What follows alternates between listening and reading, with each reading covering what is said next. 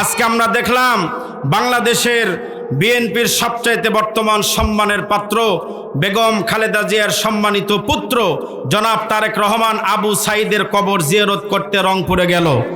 ওখানে তার বাবার সঙ্গে দেখা হলো, তার পরিবারের পাশে দাঁড়ানোর একটা ওয়াদাও তিনি করলেন এবং আবু সাঈদের বাবা সর্বশেষ তারেক রহমান সাহেবকে একটা অনুরোধ করলেন যে আমার সন্তান এই ফ্যাসিবাদ সরকারের কারণে আমার সন্তান দুনিয়া থেকে বিদায় নিয়েছে, আমি চাই আগামীতে যেন বাংলাদেশে নতুন কোনো ফ্যাসিবাদ জন্ম না নেয়। জোরে বলেন কথা ঠিক কিনা? আগামীতে আমরা কি নতুন কোনো ফ্যাসিবাদকে আমরা দেখতে চাই? আবু সাঈদের আব্বার কথা শুনে তারেক রহমান সাহেব বলছেন, ঠিক আছে, ইনশাল্লাহ আগামীতে ফ্যাসিবাদ জন্ম নেবে না।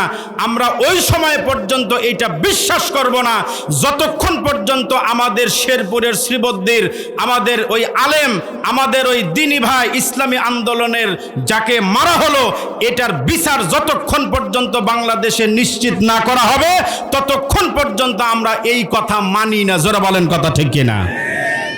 আমরা চাই আল্লাহ পাক আগামীর বাংলাদেশ যারাই নেতৃত্বে দেখ, আল্লাহ পাক সবাইকে যেন দেশের ভিতরে ইনসাফ কায়েম করার তৌফিক দান করেন। সকলে পড়েন আমিন।